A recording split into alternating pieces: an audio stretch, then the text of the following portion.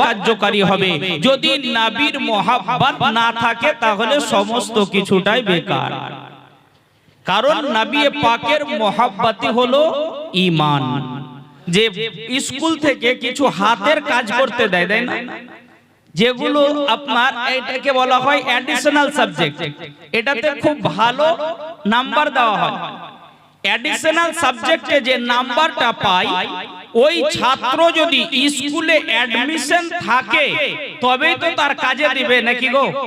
আর দেখা গেল যে ছাত্র স্কুলে ভর্তি হয় না, কিন্তু তার হাতের কাজ খুব ভালো, মাস্টার আপনার অন্তরে রাসূল পাকের প্রেম ভালোবাসা থাকে, রাসূলুল্লাহর যদি মহব্বত থাকে, তাহলে আপনি নামাজ পড়বেন, আপনার এই সাবজেক্ট কাজে আসবে, এর নাম্বার আপনার খাতায় জমা হবে, আপনি রোজা রাখবেন। আর মদিনার তাজদার নবী মুহাম্মদুর রাসূলুল্লাহ সাল্লাল্লাহু তাআলা আলাইহি ওয়াসাল্লামের প্রতি শত সহস্র দরুদ ও সালামের ধারা উদ্ভাসিত হোক। সকলে বলি আল্লাহুম্মা আমিন। মুআজ্জাজ সামাইনে কিরাম, রাত্রি অধিক হয়েছে এবং শীতও মোটামুটি লাগতে শুরু হয়েছে, নাকি গো? এবং খাওয়া মোটামুটি কমপ্লিট হয়ে গেছে, শুধুমাত্র দোয়া বাকি। আমরা রুম থেকে আলোচনা করে আসলাম যে আর বক্তব্য রাখবো না, গিয়ে সালাত ও সালাম পড়ে দেব। আমার ভাইজান হাফিজ আশরাফুল সাহেব আছেন, তিনি ফাতিহা পড়বেন। আর পীরের তরিকত হযরত আল্লামা মাওলানা বদরুদ্দিন সাহেব তিনি উপস্থিত আছেন, তিনি দোয়া করবেন। বদরে আলম সাহেব দোয়া করে দেবেন। কিন্তু স্টেজে আসার পরে সভাপতির সিদ্ধান্তই চূড়ান্ত, নাকি গো? তাই তিনার আদেশ রাখতে, কারণ তিনি আমার বড় ভাই, আমাকে বহুত ভালোবাসেন, তিনার আদেশ রাখতে, বা আমার ডান পাশে বসে আছেন আমার দাদু হচ্ছেন মাওলানা জাকির হোসেন সাহেব, ইনিও বললেন যে না, কয়েকটা কথা বলতে হবে, নইলে মানুষ কষ্ট পাবে। তো আপনাদেরকে কি কষ্ট দিতে এসেছি আমরা? না, কষ্ট দিতে আসেনি, মহব্বতের জন্য এসেছি এখানে, ভালোবাসার খাতিরে। তো আমি একবার বলবো যে মসজিদ কমিটি যিনারা আছেন বা জালসা কমিটি যিনারা আছেন, যদি আপনারা কোনো কাজে ব্যস্ত না থাকেন, একবার সামনে আসতে হতো আপনাদেরকে। যদি আপনারা কোনো কাজে ব্যস্ত না আছেন, বিজি না থাকেন, একবার সম্মুখে আসবেন। তো যাই হোক, আল্লাহ পাকের কোরআন অটুট সংবিধান হইতে আয়াতে কারিমা তেলাওয়াত করেছে। আল্লাহ পাক বলেন, কুল ইন কুনতুম তুহিব্বুনাল্লাহ ফাত্তাবিউনি ইউহিব্বুকুমুল্লাহ ইয়াগফিরু লাকুম ওয়া যুনুবাকুম ওয়াল্লাহু গফুরুর রহিম। আপনারা মাগরিবের পরের থেকে মূল্যবান আলোচনা শ্রবণ করলেন। আমার পূর্বে কয়েকজন তাবড় মুফতি আপনাদের সম্মুখে বক্তব্য রেখেছেন। সকলে নিজ নিজ জ্ঞান গর্ব অনুযায়ী আপনাদেরকে সুন্দরভাবে উপস্থাপন করেছেন, আপনাদেরকে সুন্দরভাবে বিস্তারিতভাবে বিশ্লেষণ করে বুঝিয়েও দিয়েছেন। এত রাত্রিতে আর আপনাদেরকে বিশেষ কিছু বলারও প্রয়োজন মনে করি না। তবে চলতে চলতে এতটুকুন কথা বলবো যে দেখুন, সকলেই বলে গেল যে মসজিদ নির্মাণ হয়েছে, সত্যি আলহামদুলিল্লাহ অতি সুন্দর মসজিদ, নাকি গো? এরকম অল্প সময়ের মধ্যে এত সুন্দর মসজিদ তৈরি করতে খুব কম জায়গাতে দেখা যায়। তো যাই হোক, আল্লাহ পাক ইনাদেরকে তৌফিক দিয়েছেন, হেদায়াত দিয়েছেন, ইনারা মসজিদ বানিয়েছেন। তো মসজিদ বানিয়েছে মানে মসজিদে কি হবে? নামাজ আদায় করতে হবে, নাকি গো? তো মসজিদ বানিয়ে নেওয়াটা বড় বাহাদুরি কথা নয়, মসজিদ বানানোটা বিশাল বড় কিছু নয়। যদি মসজিদটাকে আবাদ করতে পারে, ওটাই হবে সবচাইতে বড় কথা। যদি মসজিদটাকে আবাদ করতে পারা যায়, আমরা যারা মসজিদ নির্মাণ করেছি, মসজিদের সঙ্গে যারা জড়িত আছি, সকলেই যেন 5 ওয়াক্তের নামাজের পাবন্দি করি। যদি নামাজ আদা করি তাহলে ঠিক আছে, মসজিদ বানিয়ে আমরা লাভবান হব। আর শুধু মসজিদ বানালাম, নামাজ পড়লাম না, তাহলে কিন্তু লাভ নেই। এবার আরো আসুন আপনাকে আমি বোঝাই, বর্তমান সমাজে তো নামাজিরও অভাব নেই, নাকি গো? নামাজির অভাব নেই, নামাজির বহুত কোয়ালিটি আছে, বহুত রকম নামাজি বার হয়েছে।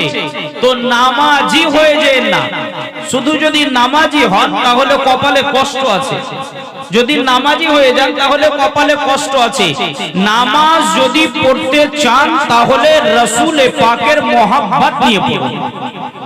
নামাজ যদি পড়তে চান তো রসুলে পাকের মহব্বত নিয়ে পড়ুন। আপনি রোজা রাখবেন, রসুলে পাকের মহব্বত নিয়ে রোজা রাখুন। আপনি হজ করবেন, রসুলে পাকের মহব্বত নিয়ে হজ করুন। কোরআন তেলাওয়াত করবেন, রসুলে পাকের মহব্বত অন্তরে রেখে কোরআন তেলাওয়াত করেন। আপনার নামাজ কার্যকারী হবে, আপনার রোজা কার্যকারী হবে, আপনার হজ কার্যকারী হবে, আপনার যাকাত কার্যকারী হবে, আপনার কোরআনের তেলাওয়াত কার্যকারী হবে। যদি নবীর মহব্বত না থাকে তাহলে সমস্ত কিছুটাই বেকার। কারণ নবী পাকের মহব্বতই হলো ঈমান, রাসূলুল্লাহর মহব্বত হলো ঈমান। যদি নবীর মহব্বত থাকে তাহলে আপনার ঈমান আছে, আপনি ঈমানদার। যে ইবাদত করবেন সেটা আল্লাহর দরবারে গ্রহণযোগ্য হবে। যদি আপনার ঈমান না থাকে, রাসূলের প্রেম অন্তরে না থাকে, আপনি যতই ইবাদত করেন কোনো কার্যকারী হবে না। হবে মনে করেন যে আপনার বাচ্চারা তো এখন সকলে স্কুলে পড়াশোনা করে, আমরা ভালোই জানবো যে স্কুল থেকে কিছু হাতের কাজ করতে দেয়, তাই না? যেগুলো আপনার এটাকে বলা হয় অ্যাডিশনাল সাবজেক্ট, এটাতে খুব ভালো নাম্বার দেওয়া হয়।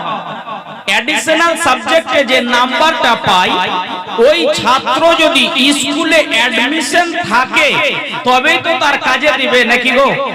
আর দেখা গেল যে ছাত্র স্কুলে ভর্তি হয় না, কিন্তু তার হাতের কাজ খুব ভালো, মাস্টার তাকে ওই অ্যাডিশনাল নাম্বারটা যতটাই দেখ না কেন, হাতের কাজের জন্য যতটাই নাম্বারটা দেখ না কেন, ওই নাম্বারটা তার কোনো কাজে আসবে না। আসবে?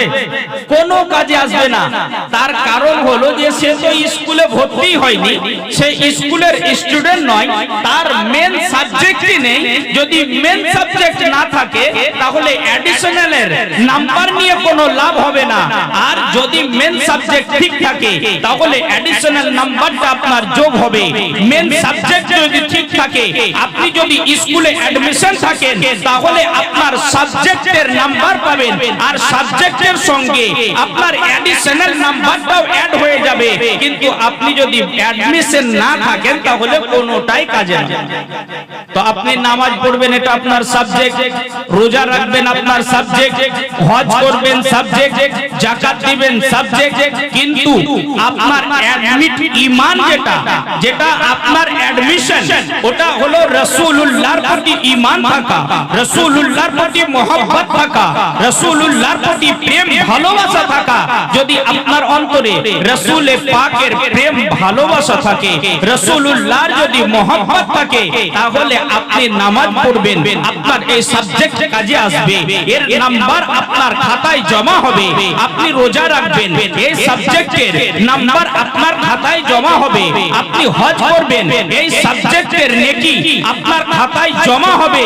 আপনি জালসা করবেন, এটা অ্যাডিশনাল নাম্বার আপনার সঙ্গে নাম্বারের সঙ্গে অ্যাড হয়ে যাবে। কিন্তু যদি নবীর প্রেম না থাকে তাহলে জালসা করে লাভ হবে? জোরে বলবেন, লাভ হবে? কখনোই লাভ হবে না। তো যাই হোক মুসলমান, রাত্রি অধিক হয়েছে, সকলকে আমি বড় জোরে বলবো যে সকলে 5 ওয়াক্তের নামাজের পাবন্দি করুন।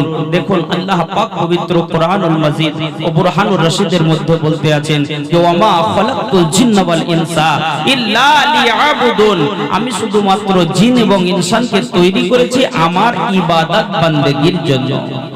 কিন্তু বড় আফসোসের বিষয় যে আল্লাহ পাক আমাদেরকে তৈরি করলেন ইবাদত করার জন্য, আর আমাদের কাছে আল্লাহর ইবাদত করার সময়টাই নেই, বাকি সব সময় আছে।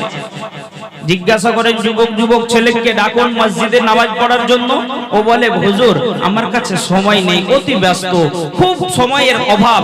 আবার সেই যুবককে দেখুন যে ঠিক 3টে বাজলো কিনা প্যান্ট শার্ট পরে সুন্দর বাইক নিয়ে বাড়ি থেকে বার হচ্ছে। জিজ্ঞাসা করুন যে হে যুবক কোথায় যাওয়া হচ্ছে, কোথায় যাবে তুমি? তো বলতে আছে যে হুজুর বাড়িতে বসে থেকে অনেক বোরিং ফিল করছি, অনেক বোর মনে হচ্ছে, তাই একটু টাইম পাস করার জন্য বাজারে যাচ্ছি। আফসোসের কথা মুসলমান, বড় চিন্তার বিষয় যে একে নামাজের জন্য ডাকলে এ বলে টাইম নেই, সময় নেই। আবার একে আপনি দেখুন তো বাড়িতে বসে থেকে এ বোরিং হয়ে যাচ্ছে, বোরিং ফিল করছে বলে টাইম পাস করার জন্য বাজারের দিকে গিয়ে চলে যাচ্ছে। তো আমাদেরকে সচেতন হতে হবে, সাবধান হতে হবে। এখনো সময় আছে, নিজ নিজ গুনাহকে তওবা করুন আর সময়ের মূল্য দিতে শিখুন। 5 ওয়াক্তের নামাজের পাবন্দি করুন, প্রতিবেশীর সঙ্গে সৎ ব্যবহার করুন আর সব চাইতে বেশি আমার রাসূলে পাককে মহব্বত করুন। নবীর প্রতি যতটা বেশি সম্ভব আপনার দ্বারাই তত বেশি দরুদে পাক পড়ুন। আল্লাহ পাক যেন আপনাকে আমাকে সকলকে ঈমান নিয়ে 5 ওয়াক্তের নামাজ আদায় করে প্রতিবেশীর সঙ্গে সৎ ব্যবহার করে দুনিয়া থেকে বিদায় নেওয়ার তৌফিক দান করে। সকলে বলুন আল্লাহুম্মা আমিন। ওয়া মা আলাইনা ইল্লাল বালাগ। আসসালামু আলাইকুম ওয়া রাহমাতুল্লাহি ওয়া বারাকাতুহু।